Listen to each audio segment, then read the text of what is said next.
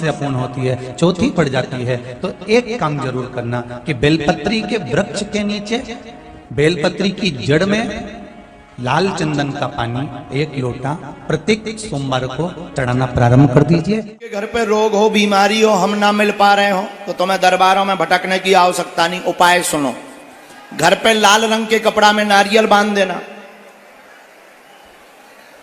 कटोरी में गंगा जल लेना, दवा जिसकी चल रही हो रोगी का नाम लेना, एक पावरफुल चौपाई हनुमान चालीसा की हम तुम्हें बता देते हैं जो हमें सन्यासी बाबा ने बताई।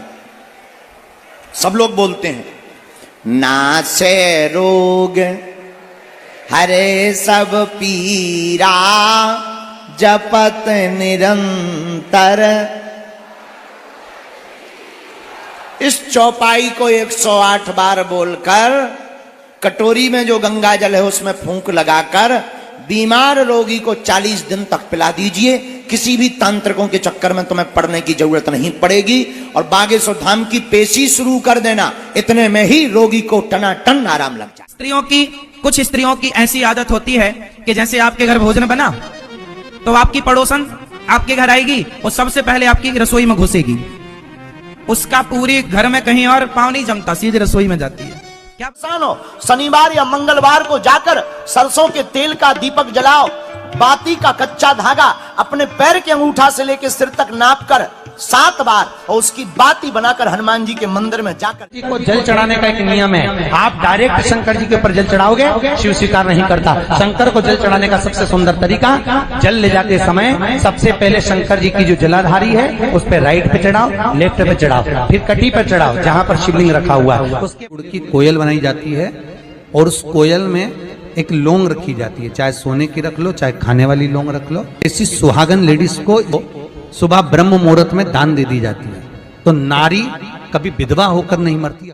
कितनी भी अगर गलती हो जाए, एक बार बेलपत्री को लेकर मात्र इस डंडी का भाग जहां तुम बैठे हो उससे पीछे की ओर कर कर शिवलिंग पर चढ़ा दो, सारी गलतियां शिव क्षमा। हमारी अर्जी सुनो।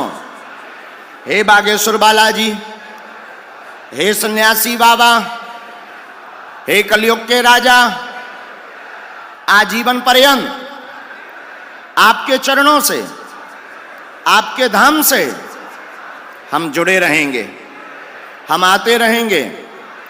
हम पर कृपा करो, हम पर कृपा करो, हम पर कृपा करो। जिन भक्तों की अर्जी नहीं लग पाई, पर्चा नहीं बन पाया, वो निराश ना हो, परेशान ना हो। यह ऐसा अचूक अटूट उपाय है, अगर आप इस उपाय को करेंगे और आपका शास्त्र कहते हैं कि जवान बेटी के संग उसका बाप अकेले ना रहे, जवान बेटे के संग माँ अकेले ना रहे और जवान बहन के संग भाई अकेला ना रहे। जब भाई बहन में इतनी मर्यादा है तो तुम दूसरे मर्दों के संग जा जाकर बैठती हो, सोचो उसमें कितनी मर्यादा का ध्यान रखने की जरूरत है। आप तो अपना कहती हो मेरा वाइफ फ्रेंड है, मेरी गर्लफ्रेंड है, ये कोई वाइफ फ्रेंड गर्लफ्रेंड नहीं होता। मैं तो कहता हूं एक गीत आपने सुना होगा, दिल लगी ने दी हवा, सुना है ये? हम सुना रहे हैं, दिल लगी ने दी हवा, थोड़ा सा धुआं उठा और आग जल गई, है ना? तेरी मेरी दोस्ती प्यार में बदल गई, ये गीत है, किसी ने गाया है ना? दिल लगी ने दी हवा। तो ये जो लड़का लड़की आजकल की होती है ना, ये पहले व्हाट्सएप में इनकी शुरू होती है बातें। घर पे एक लाल रंग का कपड़ा रखना, एक नारियल रखना, 5 लौंगे रखना और 3 बार मनोकामना बोल के कपड़ा बांध के अपने सिर से लगाकर सन्यासी बाबा का नाम लेके अपने पूजा मंदिर में रख देना। सपने में 2 दिन लगातार बंदर दिखाई दें तो समझना तुम्हारी अर्जी लग गई, सो पेशी प्रारंभ कर देना। बागेश्वर धाम पर आ रहे और लगभग लाखों भक्त जुड़ गए। हमें दुख होता है कि वो डीजल का खर्चा लगा करके आते हैं, कोई उधार रुपया उठा करके अर्जी लगवाने आता है, कोई दूसरे के साथ उधारी लेकर के आता है, कोई पैदल चल करके आता है और आकर के मिल नहीं पाता। हमारा दिल बड़ा दुखता है, हमें बड़ी पीड़ा होती है और उसको समस्या भी बहुत होती है, हम मिल नहीं पाते। गुरुदेव भगवान ऐसा क्या करें कि ना भी मिल पाए तब भी कृपा हो जाए। तो पता है क्या कहा बालाजी ने, पता है क्या कहा सन्यासी बाबा ने? सन्यासी बाबा ने कहा, बेटा चिंता करने की बात नहीं है, तुम दो काम करो, जितनी दरबार की अर्जी लगे वो तो लगाओ ही लगाओ, और प्रतिदिन धाम पर और कथाओं में एक एक दिन सिद्ध अभिमंत्रित चमत्कारी भभूति सबको बांट दो, उसी भर से सबका भला हो। सपने में भगवान दिखाई पड़े, सपने में गुरुजी दिखाई पड़े, सपने में संत दिखाई पड़े, जिसका स्वप्न बार बार आवे, समझना उनकी कृपा तुम्हारे ऊपर प्रत्यक्ष हो या ना हो, उनसे तुम मिले हो या ना मिले हो, स्वप्न में आने पर समझ लेना उन्होंने तुमको। कौन सा जल भगवान को पसंद है बताओ, कौन सा जल भगवान को चढ़ाना चाहिए? बोलो मेरी माँ, कौन सा जल भगवान को चढ़ाना चाहिए? हाँ, गंगा जल, यमुना जल, नर्मदा जल, कावेरी जल, कुंभ प्रयागराज जी का, फिर कौन सा? हमारे पास एक नेचुरल जल है जो ईश्वर की कृपा से मिला है, बताओ कौन सा? भगवान को कौन सा जल?